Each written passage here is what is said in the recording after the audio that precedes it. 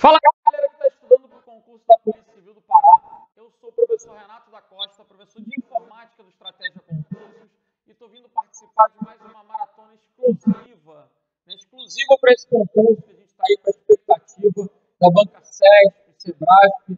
Então, eu já vou mostrar para vocês como é a abordagem da banca. Vou trabalhar as questões de 2019 e 2020 aí, para a gente já começar a entender. Saibam já de antemão que, para a área policial, o SESP adora internet e segurança da informação. Então, são assuntos que você tem que priorizar no seu estudo em relação à informática, beleza?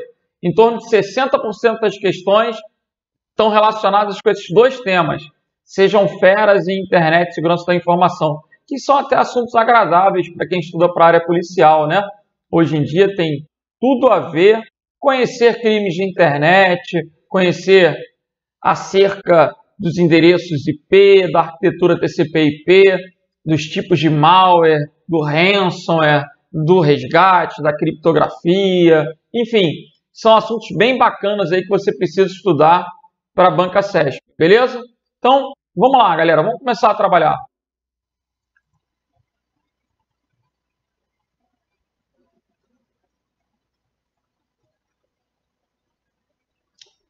Conteúdo do último edital, concurso de 2016 da FUNCAB, né? Conceitos de internet e intranet, principais navegadores para internet, isso é bem comum ao SESP-NB. Correio eletrônico, principais aplicativos comerciais para edição de texto e planilha. Quando ele não especifica, há o risco de cair Office, LibreOffice, né? Word, Writer, Excel e Calc, mas não há tanta diferença no que tange a planilhas.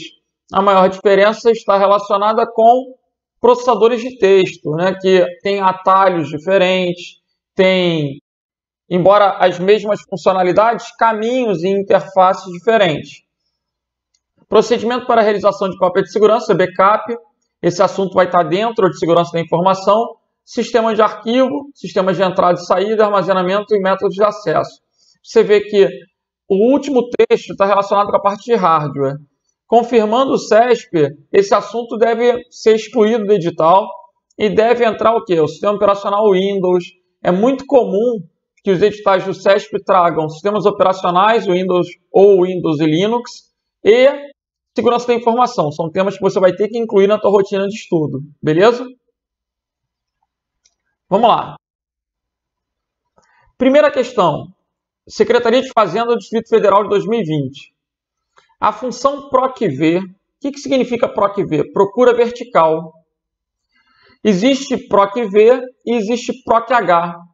PROC-H seria procura horizontal. Então, são duas funções bem relacionadas e costumam aparecer em prova, né? PROC-V e PROC-H. Vertical, horizontal.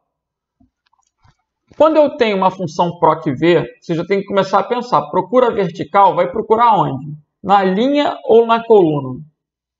Vertical é em pé. Então, a procura vertical vai procurar na primeira coluna de uma tabela e vai retornar um valor da linha. Ela procura verticalmente e retorna um valor da linha. Já a procura horizontal faz o contrário. Procura horizontalmente, procura na linha e retorna na coluna. Quando o examinador colocou nessa questão da Secretaria de Fazenda DF, a função PROC-V permite localizar itens em qualquer posição de uma tabela, a questão já se tornou errada. Sempre ele vai restringir a pesquisa, a procura, à primeira, seja a primeira coluna ou a primeira linha da matriz especificada na fórmula. Então, ele necessariamente vai procurar na primeira coluna e vai retornar um valor da linha de onde ele encontrar aquele resultado na primeira coluna. Beleza? Logo, o item está errado. Reiterando, procura vertical, procura na coluna e retorna na linha. Procura na primeira coluna da matriz especificada na fórmula. Então, errada. Vamos para a segunda questão aí, TJ do Amazonas. Um certificado digital importantíssimo, né? Certificado digital, a maior parte hoje em dia dos profissionais utilizam, um advogado, contador, diversas profissões adotam o certificado digital para quê? Para que seus documentos tenham validade jurídica. Então, hoje, o processo judicial eletrônico, por exemplo, é todo através da internet. Então, se um advogado quiser fazer uma petição, ele vai ter que assinar digitalmente. Um contador vai precisar do certificado digital para acessar os diversos sistemas da Receita, para emitir um balanço, um balancete. Ele não precisa mais estar carimbando e assinando, mandando o boy levar lá para o seu cliente. Ele pode mandar por e-mail, assinado digitalmente. Então, existe uma série de documentos hoje em dia que são assinados digitalmente e que, para isso, você tem que obter um certificado digital. No dia a dia, eu recebo muitas dúvidas com relação à confusão entre certificado digital e assinatura digital. Vocês têm que compreender que o certificado digital ele é obtido, a gente paga para ter um certificado digital. E com a posse do certificado digital, a gente pode assinar documentos digitalmente. Eu posso assinar inúmeros e-mails, documentos do Word, planilhas do Excel, arquivos PDF. E aí, aquilo vai ter uma eficácia probante, né? Que é um requisito para validade jurídica. Agora, cada assinatura digital, lembrem que ela é um código diferente. Isso, inclusive, é importante para que ela não seja clonada. Existe todo um processo de assinatura digital e ele é relativamente complexo. Então, eu não vou explicar agora o processo da assinatura digital, que seria a criptografia do hash da mensagem com a chave privada do emissor. É muito confuso para explicar numa maratona. Mas é interessante já ressaltar que cada documento assinado digitalmente vai ter um código diferente, gerado pelo certificado digital, né, pela chave privada do emissor. Bom, sem confundir, um certificado digital validado por uma autoridade certificadora, quem é a autoridade certificadora? Dentro da hierarquia da infraestrutura de chaves públicas brasileira, que é o ICP Brasil, existem dois entes, a AC, que é a autoridade certificadora, e a AR, que é a autoridade de registro. Qual a diferença? A AC é a fábrica, a AR é a loja. Então, se eu quero obter um certificado digital, tem que ir na loja, na autoridade de registro. A loja vai fazer todo o papel de cara crachá, vai verificar minha documentação e, tendo analisado aquelas informações, ela vai enviar para a autoridade certificadora, que vai emitir aquele certificado digital e a AR vai poder me entregar, me vender esse dispositivo ou arquivo, né? Quando eu falo dispositivo, esse arquivo é que ele pode estar contido numa mídia criptográfica, num token, num cartão smart card, um cartão com chip, mas sempre vai ser um arquivo. Um arquivo que eu vou poder instalar na máquina diretamente, mas isso é muito vulnerável, ou eu vou poder adquirir em uma mídia criptográfica. Beleza? Então vejamos. Um certificado digital validado por uma autoridade certificadora permite associar uma mensagem ao seu remetente. Como assim associar uma mensagem ao seu remetente? Remetente é o emissor da mensagem. Então, a assinatura digital ela vai permitir o quê? Atribuir autenticidade, integridade, não repúdio. Então, essa questão está certa. O que vale a pena você já ir decorando? O processo de assinatura digital confere 3 propriedades ao documento: autenticidade, integridade e não repúdio. Agora, lembre-se que é sempre do emissor. A autenticidade é do emissor, nunca do destinatário, né? Se eu vou te mandar um e-mail assinado digitalmente, eu estou garantindo a minha autenticidade. Logo, o não repúdio também é por parte do emissor. Como assim? O emissor não vai poder negar a autoria. Não vai poder dizer assim, ah, não fui eu não. Foi, meu filho, foi sim. Tu assinou digitalmente, então foi você. Beleza? Porque as bancas costumam trabalhar uma confusão, uma pegadinha, colocando assim, ah, o documento assinado digitalmente tem propriedade de não repúdio. Logo, a pessoa que recebe o documento não vai poder negar que leu. Completamente absurdo, completamente errado. O não repúdio é o emissor que não pode negar a autoria do documento. Agora, a gente não tem a menor certeza se aquele documento foi lido ou não. Legal? Vamos continuar. TJ Amazonas 2019. As intranets. As intranets utilizam tecnologias da internet. É isso que caracteriza uma intranet. Senão seria apenas uma rede privada qualquer, uma LAN, WAN. O que caracteriza a intranet é o fato de ela usar a mesma tecnologia da internet. E quando eu falo tecnologia, o que significa tecnologia? Maneira de fazer. Ela faz as coisas da mesma forma. Ela utiliza os mesmos protocolos da arquitetura TCP/IP. Ela vai utilizar os mesmos serviços, web, e-mail, chat, FTP, só que tudo para o âmbito interno. Vai ter VoIP, sempre voltado para quem? Para os funcionários da instituição. Para viabilizar a comunicação entre os empregados, que hoje em dia são chamados de colaboradores, de uma empresa, permitindo-lhes compartilhar informações interdepartamentais, enfim, e trabalhar de forma o quê? Colaborativa. O que significa colaborativa? Laborar é trabalhar. Colaborar, trabalhar em conjunto. Então, eu posso ter uma planilha com várias pessoas editando, eu posso ter um documento do Word numa pasta compartilhada. Isso é bem comum hoje em dia, Principalmente nessa, vamos colocar assim, nessa administração baseada por projetos, tem várias pessoas trabalhando em um mesmo projeto, então é comum o trabalho colaborativo. Essa questão está certa.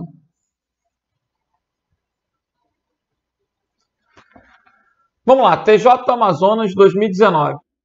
O acesso aos arquivos e diretórios no ambiente Windows. Qual é a diferença entre um arquivo e um diretório? O arquivo é uma informação propriamente dita, Pode ser um texto, uma planilha, uma música, um vídeo, qualquer informação guardada no disco é um arquivo. E diretório? Diretório é o mesmo que pasta. Então, quando você cria lá aquela pastinha no Windows, amarelinha, lá que fica guardando os arquivos, uma pasta é um diretório, mesma coisa, um local que vai armazenar arquivos que possuem algum tipo de relação. Bom, o acesso aos arquivos e diretórios no ambiente Windows é possível tanto por meio do utilitário Windows Explorer, que é o gerenciador de arquivos do Windows, que vai permitir copiar, mover, recortar, renomear, abrir, quanto pela opção Abrir Arquivo, que é disponibilizada nas ferramentas de editores de texto e planilhas. Então, o acesso... Como é que eu vou acessar um arquivo? Eu posso ir lá no Windows Explorer e procurar o arquivo, dar um duplo clique nele, ou eu posso ir no programa e fazer o caminho inverso, clicar em Arquivo, Abrir e procurar o arquivo. Ele vai abrir aquela caixa de diálogo do Abrir, que também vai trazer uma estrutura de diretórios para a gente ficar procurando onde que o arquivo está armazenado e poder acessá-lo. Beleza? Então, essa questão do TJ Amazonas está certa. Próxima questão, PGE de Pernambuco. No Excel, para uma fórmula que tenha vários operadores, as operações serão realizadas na seguinte ordem. Adição, subtração, já está horrível. Qual é a ordem? Se eu coloco assim, 2 mais 2 vezes 2 elevado a 2. Fala para mim, quanto dá essa conta? Lembrando que o circunflexo é exponenciação. Então, no finalzinho eu tenho 2 mais 2 vezes 2 ao quadrado. Quanto dá isso? Tem sempre um que vai falar para mim que dá 64. Eu fico triste. Ainda bem que está aqui. Se tiver alguém falando 64, agradece por estar aqui assistindo a aula, porque essa é uma questão que você não pode perder de jeito nenhum. Sempre a prioridade vai ser o quê? Da potência. Então vai ficar 2 mais 2 vezes 4. Agora eu tenho adição e multiplicação. A prioridade de quem? Multiplicação. Então 2 vezes 4, 8. 2 mais 8, 10. O que eu estou querendo mostrar? Primeiro, a gente faz os parênteses. Se não tiver parênteses, tudo que está dentro do parênteses. Se não tiver parênteses, eu vou fazer a potência. Se não, a multiplicação e divisão. E, por último, a adição e a subtração. Beleza? Então, essa é a precedência dos operadores. Quando eu tenho uma expressão com vários operadores, primeiro eu faço ficar dentro do parênteses. Se não tiver parênteses ou dentro do parênteses, primeiro vai ser a potência, depois multiplicação e divisão, por último, adição e subtração. Agora, fique esperto, hein? Vamos ver mais um exemplo? Se eu colocar assim para vocês, ó. Fala para mim, quanto é que vai dar isso? Vai dar 1 ou 4? O que vocês acham? 1 ou 4? Bom, galera, já deve começar a ficar dividido aí, né? No chat, depois eu vou poder observar. Tenho certeza que vai ficar dividido. Aqui, eu vou fazer divisão ou multiplicação primeiro. Não tem o mesmo grau de prioridade, então é da esquerda para a direita. 10 dividido por 5, 2, vezes 2, 4. Quando eu tenho operadores com o mesmo grau de prioridade, eu tenho que seguir a ordem, da esquerda para a direita. Então, não vai dar 1. Não, absolutamente. 10 dividido por 5, 2, vezes 2, 4. Essa questão, então, está errada. Beleza? Vamos que vamos. Na edição de um documento Word, a inserção de recuos nos parágrafos deve ser feita por meio da barra de espaço do teclado. Isso é horrível. O que é isso? Ah, quando o carinha quer começar um parágrafo no Word, que ele fica lá, tec, tec, tec, tec, tec, tec, tec, na barra de espaço. Ninguém deve fazer isso, né? A gente deve trabalhar com recuos. Como é que a gente acessa os recuos? A gente pode acessar pela faixa de opções, clicando lá em página inicial, grupo parágrafo. No canto inferior direito tem a setinha, que seria o inicializador de caixa de diálogo. E aí, clicando lá em formatar parágrafo, nessa janelinha, haverá uma guia chamada recuo. E há diversos tipos de recuo, são 4. Né? Tem o recuo de primeira linha, o recuo à esquerda, o recuo à direita e o recuo deslocado. São 4 tipos de recuo que vocês têm a saber. Esses recuos aparecem também em ícones na barra de régua. Vamos dar uma olhada? Vale a pena dar uma olhada. Essa é a vantagem da maratona. Tem tempo.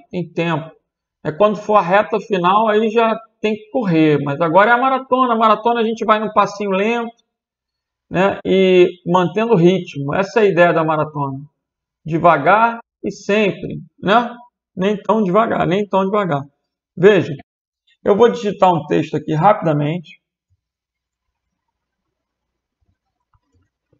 Vocês vão observar que esse texto vai ter 3 parágrafos, mas não dá para identificar muito bem os parágrafos. Tem gente que vai chegar aqui e vai colocar espacinho. Espacinho com barra de espaço é horroroso, vai ficar tudo torto. Tem gente que já é mais esperto, vai botar um tab. Só que se o cara quiser botar 2,5 cm, o tab andou 1,25. Aí ele vai tentar andar de novo. Olha o que acontece com a margem esquerda. Começou a acompanhar. Então, qual seria a maneira de botar o recuo? Não é apertando tab. Pode ser acessando, selecionar tudo, acessando o ícone de recuo lá na barrinha de régua. É o recuo de primeira linha. Conforme eu clico e arrasto, eu consigo deslocar o recuozinho do parágrafo. Agora, é possível que a barra de régua não esteja aparecendo? É possível. Aí o que eu tenho que fazer? Clicar lá na guia exibir, e aí eu posso habilitar ou desabilitar a barra de régua. Então, exibir, régua. Voltando para a questão. Uma vez que nem sempre a régua está visível. Ora, bolas, se a régua não estiver visível, eu faço com que ela apareça. E os comandos de recuo só funcionam para a tabela. O final ficou horrível, né? Só funcionam para a tabela, está errado. Funcionam para parágrafos. Então, inclusive, recuos são recuos de parágrafo. Essa questão está errada. Beleza? Vamos que vamos. Programas e arquivos que estejam abertos e em uso no ambiente Windows podem ser acessados pelo painel de controle, uma barra horizontal localizada na parte inferior da tela. Essa questão está errada. Por quê? O local que o examinador se refere é a barra de tarefas, não o painel de controle. Na barra de tarefas, a gente vai observar que os programas em execução aparecem em forma de botões. Aparecem botõezinhos que vão permitir uma rápida alternação. Se eu clicar no botão, é como se eu estivesse num controle remoto. Quando eu clico, ele mostra a janela. Eu clico, ele mostra a janela. Essa barra que aparece, que tem a hora, né, que tem um botão iniciar, que tem aquele logotipo do Windows. Essa barra é chamada barra de tarefas, ok? Então essa questão está errada. Próxima questão. No Excel, o uso de referências absolutas. O que é uma referência absoluta? Ele vem descrevendo, né, com auxílio do cifrão. Uma referência, gente, é uma célula. Uma referência é uma célula. As referências elas podem ser relativas, absolutas ou mistas. Quando eu não tenho cifrão, ela é uma referência relativa. Quando tem cifrão congelando a coluna e a linha, ela é uma referência absoluta. E quando congela só a coluna ou só a linha, ela é uma referência mista. Beleza? Então, no Excel, o uso de referências absolutas com auxílio do sinal cifrão garante que uma fórmula não seja alterada quando for copiada. Essa questão está certa. Se eu coloco lá igual a cifrão 5, quando eu copiar para baixo, vai ficar cifrão A, cifrão 5. Para qualquer lugar, isso não vai mudar. Se não fosse o cifrão, ao copiar para baixo, viraria A6. Para cima A4, para a direita B5, para a esquerda, daria erro, né? Porque não há coluna antes do A. Então, só um exemplo aí de que a referência absoluta é aquela que não muda. Logo, não será alterada. Essa questão está certa. Pessoal, não entendi. Não tem como tu aprender o Word, Excel, internet, tudo em uma maratona. Mas tem como observar a maneira que a banca cobra e ver a necessidade de estudar. Né? No nosso, por exemplo, no nosso curso teórico completo, né? Porque, na verdade, não há curso teórico de exercício no estratégico. Quando você compra o curso, já tem tudo. No curso, a gente aprende que fórmulas são formadas por operadores, constantes, referências e funções. E aí, vai estudando de uma maneira com uma sequência didática, né? Para que você consiga evoluir. O Excel inclui conhecimentos matemáticos. Se não pegar desde o início, difícil conseguir tocar a matéria. Beleza? Então, vamos que vamos. Entre os delimitadores de pesquisa pelo Google, o que seriam delimitadores de pesquisa? As aspas, que delimitam a busca por uma expressão exata, o hífen, que exclui uma palavra do resultado da busca. Existem diversos operadores e comandos no Google que são importantes para a prova. O file type cai muito. Ele especifica o quê? O tipo de arquivo. Tipo de arquivo PDF. Então, se eu coloco, por exemplo, Constituição 1988, file type 2.pdf. Ele vai me dar as constituições, um monte de resultados do Google, né? Quando eu faço uma pesquisa, normalmente há milhares de resultados, mas ele vai restringir as respostas a arquivos PDF. Então, essa questão está certa. Beleza? Próxima questão. Apesar da internet ser uma rede mundial de acesso amplo e gratuito, até aí está certo, né? A internet é uma rede mundial, foi criada pelos americanos lá a partir da ARPANET, que era um projeto militar, mas se estendeu e se tornou uma rede mundial. Quando ele coloca de acesso amplo e gratuito, porque, por exemplo, para assistir o YouTube, você não precisa pagar o YouTube, né? O conteúdo da web é um conteúdo público. Lógico que existem informações privadas, mas, em geral, as páginas da web são públicas, né? Aquilo que eu conseguir localizar no Google, eu vou poder acessar, ler, enfim. A gente não paga para usar o serviço de páginas, o serviço de correio eletrônico, né? Os serviços da internet disponibilizam acesso a conteúdos gratuitos. Agora, os usuários domésticos a utilizam por meio de algum provedor. Eu preciso ter uma empresa que me conecte à internet. E essa empresa de telecomunicações vai cobrar. Então, ainda que o conteúdo da internet seja público, seja gratuito, o acesso é pago. Ou seja, há uma empresa privada que cobra pelo acesso ao serviço. Beleza, essa questão está o quê? Certa. Mas, professor, eu vou no McDonald's, pego o Wi-Fi de lá e não pago. É verdade, mas o McDonald's paga. Então, quem está oferecendo o acesso está pagando.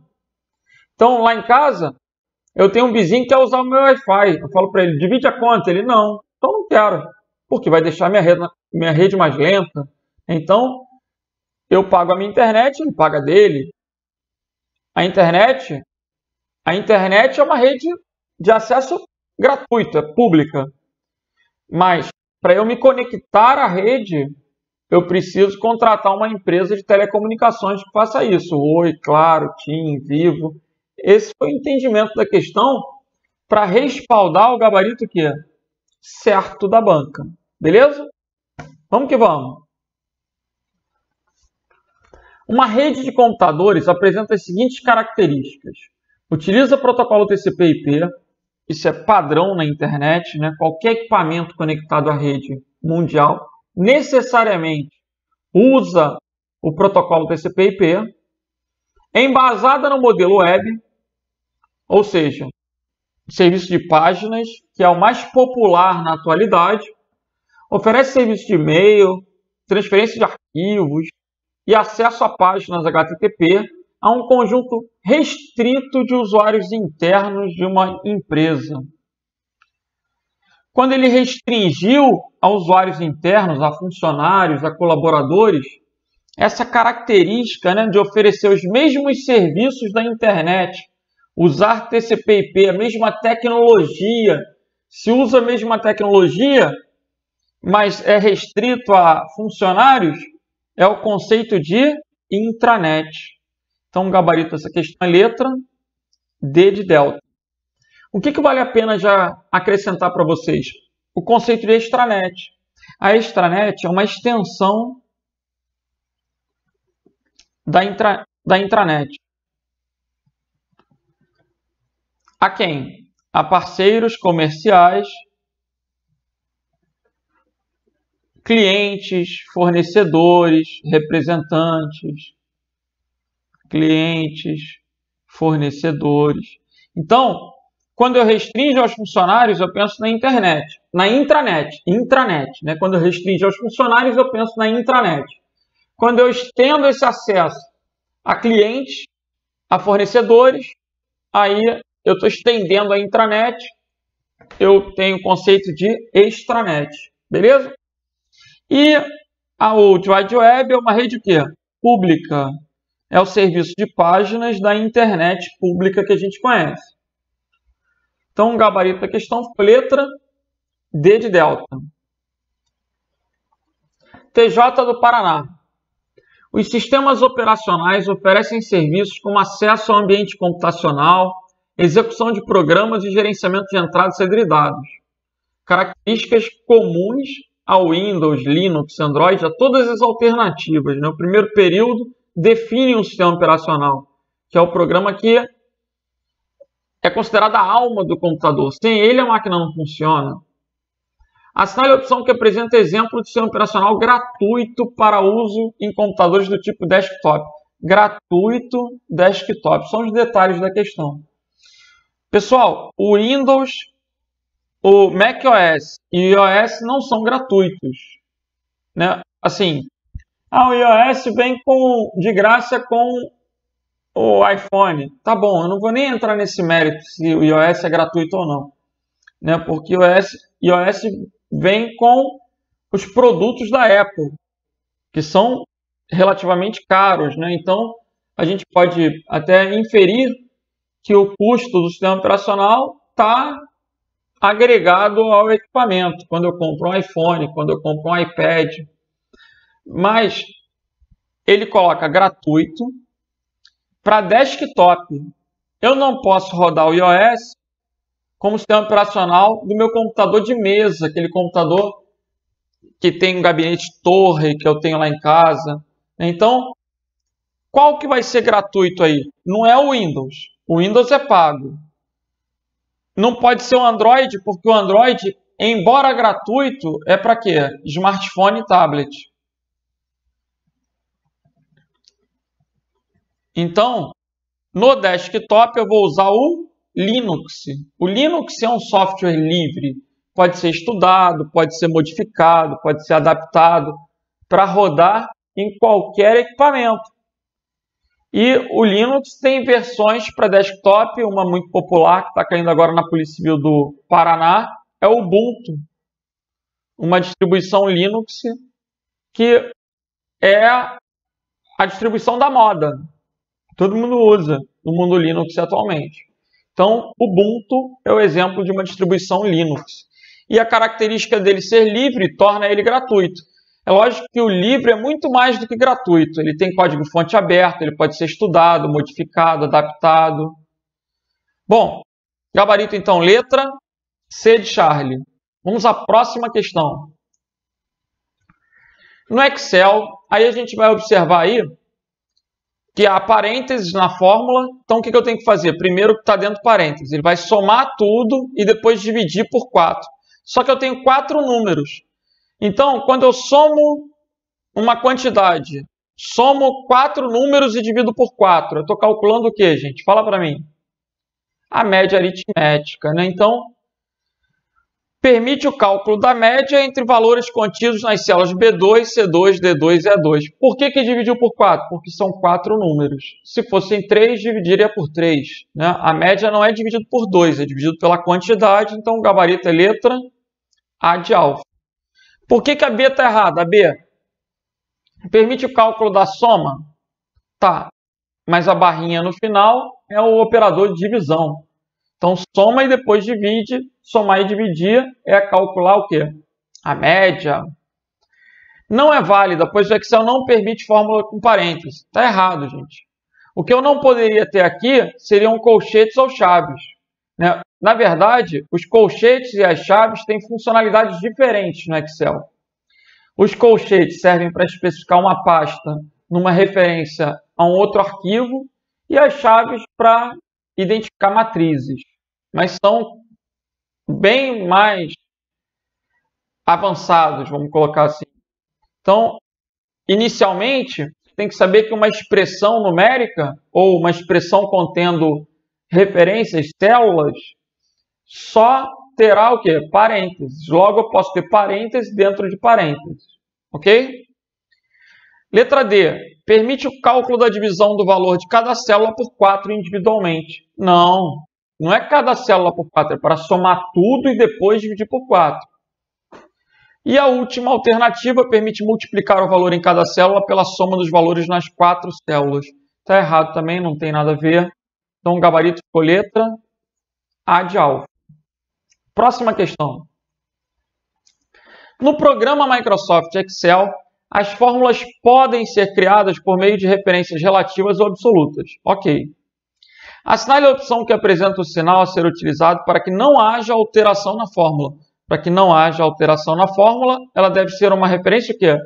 Absoluta. E para isso, qual vai ser o símbolo utilizado? O cifrão. Gabarito, letra C de Charlie.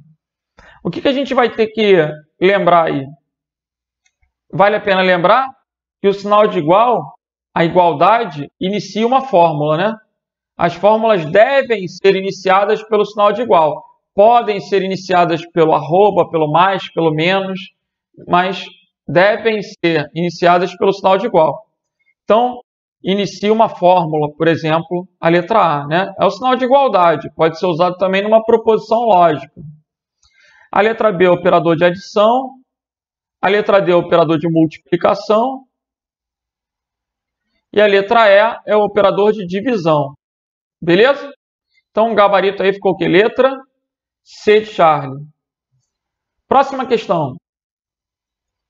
Uma empresa possui em sua rede de computadores um computador que disponibiliza arquivos para muitos usuários, o que possibilita manter o controle de acesso de pessoas a arquivos de acordo com o usuário autenticado e IP do computador que foi acessado. Galera, esse primeiro período me faz pensar diretamente em um servidor. Se eu olhasse só o primeiro período, eu pensaria num servidor. Só que o servidor, ele pode ser acessado pelo cliente. O cliente consegue acessar o servidor, né? Esse é o objetivo. O cliente colocaria algum tipo de login, nome de usuário e senha e acessaria o servidor. Mas ele vem colocando assim, ó, para acessar um arquivo armazenado nesse computador, o usuário deverá anexar um arquivo em e-mail e enviá-lo a outro usuário. Ou seja, esse outro usuário que está querendo o arquivo não consegue ir lá buscar diretamente. A pessoa que está sentada na máquina vai ter o trabalho de colocar o arquivo no anexo e enviar. Logo, esse computador não é um servidor. É só o quê? Uma estação de trabalho. Por isso que o gabarito ficou letra B de bravo. Ok? Vamos que vamos. Pessoal, o que é um provedor de serviço? Uma empresa que oferece algum tipo de serviço, como por exemplo acesso à internet. Oi, Claro, Vivo, TIM, são exemplos de provedores de serviço. E o que é um servidor? Um computador que vai estar disponível para que um cliente possa acessar algum tipo de serviço, de recurso. Legal? Próxima questão. A internet apresenta como característica o fato de a internet tem seu conteúdo disponibilizado e controlado pelo registro .br? Não. Quem é o registro.br? É a instituição brasileira que controla os domínios brasileiros. É onde eu posso adquirir uma marca na internet. Eu vou querer ter lá o renatacosta.com.br. Aí eu posso fazer o registro através desse site para adquirir essa marca, né? Qualquer pessoa física ou jurídica pode adquirir domínios no país. Não há controle na internet, quer dizer, não há controle. Na China tem controle, mas no Brasil não. A gente não tem censura na internet. A internet é uma rede pública e o Brasil é uma democracia ainda.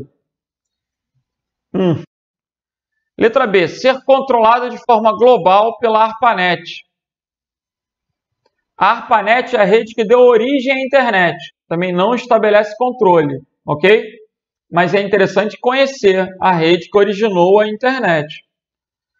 Ser restrita a usuários de uma rede corporativa. Esse seria o conceito de uma intranet. Ter criptografia nativa em todas as comunicações. Seria o conceito de uma VPN. E ser formada por diferentes redes. Essa é uma característica da internet. Então o gabarito aí é o que, gente? Letra E. É de eco. Vamos que vamos!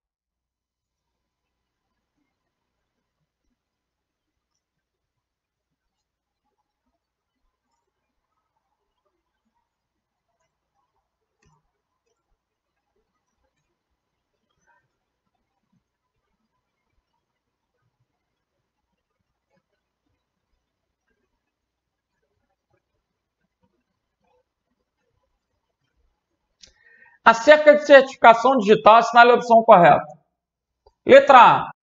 Normalmente, cada certificado inclui a chave pública referente à chave privada de posse da entidade especificada no certificado.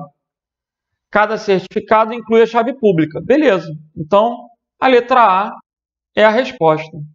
Um certificado digital, ele é assimétrico, né? Então, ele tem chave pública e a chave privada fica de posse da pessoa que adquiriu o certificado digital. Por isso, o gabarito é letra A. Chaves assimétricas, pública e privada. O que está errado na B? Certificado digital comprado não pode ser revogado? Se você perdeu o certificado, você tem que assumir o risco de não ter mais o controle ou a posse daquele certificado? De jeito nenhum, né? A informação só é segura enquanto você tem controle e posse. Perdeu o controle e a posse, perdeu a segurança. Inclusive, o controle e a posse são uma propriedade da segurança da informação trabalhada no hexagrama parkeriano, né? Confidencialidade, integridade, autenticidade. Confidencialidade, integridade, disponibilidade, autenticidade, controle, posse e utilização. São propriedades de um hexagrama parkeriano. Nunca ouvi falar disso. É interessante. Letra C. É função da autoridade certificadora AC identificar e cadastrar usuários presencialmente. Por que a letra C está errada? Já foi falado hoje na maratona. Porque quem faz cara crachá não é a autoridade certificadora, é a autoridade de registro, é a AR. Beleza? Cara crachá é a AR. A autoridade certificadora é como se fosse a fábrica que vai expedir o certificado digital. Letra D. No Brasil, adota-se o modelo de certificação hierárquica. A gente tem, de fato, uma hierarquia, mas não com várias raízes. A raiz, a autoridade certificadora raiz brasileira, é o Instituto Nacional de Tecnologia da Informação, o ITE. O ITE é a autoridade certificadora raiz brasileira. Ele vai credenciar o SERPRO, o SERASA, a CertSign como autoridade certificadora de primeiro nível. E a gente pode ter uma hierarquia de níveis, sim, em relação a essa autoridade certificadora.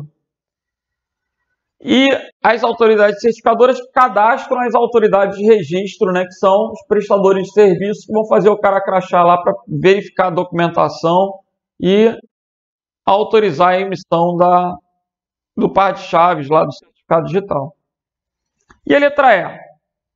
A utilização do certificado digital em documentos não dispensa apresentação física. Ora, se fosse para não dispensar, eu levaria o original e a cópia para o servidor público lá que tem fé pública carimbar e assinar lá, dizendo que confere com o original. Então, o objetivo de eu levar o documento assinado digitalmente é justamente dispensar a apresentação física desse documento, muitas vezes, inclusive, dispensar a impressão, né? Melhorando o quê? A questão da sustentabilidade, né? Reduzindo o consumo de papel, dando celeridade também. Então, existem várias vantagens na utilização de meios remotos, ok? De meios digitais. Vamos que vamos. Questão da Secretaria de Fazenda do Rio Grande do Sul, 2019. Julgue os itens a seguir acerca da segurança da informação. Item 1.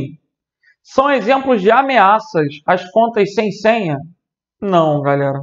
Uma conta sem senha não é uma ameaça. Um hacker é uma ameaça. Um hacker, um vírus, um incêndio. Mas deixar a conta sem senha é o mesmo que deixar a porta do carro destrancada, a porta de casa aberta, a janela aberta. É uma vulnerabilidade, não é uma ameaça. Vulnerabilidades são fraquezas. Ameaças são agentes que exploram vulnerabilidades para provocar incidentes. Então, item 1 está falso. Item 2. Não repúdio significa que o emissor, o remetente, né, que é a mesma coisa que emissor, não deve ser capaz de negar quem enviou, não pode negar a autoria. Então, item 2 é falso. O item 2 é verdadeiro. O que tem que ter cuidado aqui? Se ele colocasse destinatário, o item 2 ficaria falso. Mas remetente está certo. A pessoa que emite, o emitente, o remetente, não vai poder negar a autoria. Não pode ser repudiado. Então, item 2 é verdadeiro. 3. Vulnerabilidade é a fragilidade de um ativo ou um grupo de ativos que pode ser explorada. O item 3 é verdadeiro. 4. Pessoas não são consideradas ativos. Aí está errado, gente. Ativo é tudo aquilo que tem valor. Numa instituição, o funcionário tem valor. Ele tem conhecimento acerca dos processos do negócio. Então, o capital intelectual da empresa está associado aos funcionários. Eles são ativos da instituição. Eles têm valor para a instituição. Logo, o não está errado. Então, o gabarito é o que? Letra C de Charlie, 2 e 3. Ok? Gabarito letra C. Próxima questão. Para o estabelecimento de padrões de segurança, um dos princípios críticos é a necessidade de se verificar a legitimidade de uma comunicação. Princípio que vai permitir verificar a legitimidade. Será que aquela mensagem foi realmente escrita por quem diz ser? A assinatura digital garante o quê? A autenticidade. Esse princípio de legitimidade está associado com o quê? A autenticidade. Lógico que uma coisa é autêntica, na verdade é legítima quando é autêntica, íntegra, né? Mas a legitimidade, quem é que fez isso? Quem fez foi fulano. Realmente foi fulano que fez, então é autêntico, né? A garantia de identidade, esse é o princípio vinculado à autenticidade. Letra B de bravo. Olha lá. Legitimidade de uma comunicação. Quem mandou a carta foi ele, quem fez a transação, o saque no banco foi ele, algum serviço. Então, é a autenticidade. O que seria confidencialidade? Sigilo. O que é integridade? Informação íntegra, inteira, completa, que não foi alterada, não foi modificada. O que é a conformidade? Está de acordo com as regras institucionais, com os normativos da empresa. E disponibilidade? Acessível sob demanda para o usuário autorizado. Ok? Vai ter que estar acessível ao usuário devidamente autorizado. Então o gabarito aí ficou letra B de bravo. Questão da Polícia Rodoviária de 2019. A computação em nuvem do tipo Software as a Service, que é uma modalidade, um modelo de serviço, que vai permitir que eu rode, por exemplo, o Word 365 na nuvem, né, o Google Docs, são exemplos de SaaS. Possibilita que o usuário acesse aplicativos e serviços de qualquer local, agenda do Google, usando o computador conectado à internet. Tem que estar conectado à internet, senão como é que eu vou acessar a nuvem, que está num data center remoto? Então, essa questão está certa. Ok? Galera, então, com isso, a gente vai encerrando o que era previsto aí para ser abordado nessa maratona em plena quarentena, aí, maratona da Polícia Civil do Pará. Eu peço aos senhores, né, que me sigam nas redes sociais. O meu Instagram, vou colocar aqui para vocês. O meu Instagram é @prof.renato_da_costa. Tudo junto, né? @prof.renato_da_costa. Eu tenho um canal no YouTube, Renato da Costa, que eu também tenho publicado muitos vídeos lá interessantes. E o canal do Telegram, onde vocês podem seguir para normalmente buscar os materiais das minhas aulas durante a semana. Legal? A aula da quarentena de questões, por exemplo, vocês podem acessar o material, as questões propriamente ditas no meu Telegram. É só pesquisar por Professor Renato da Costa. Galera, aproveito também para destacar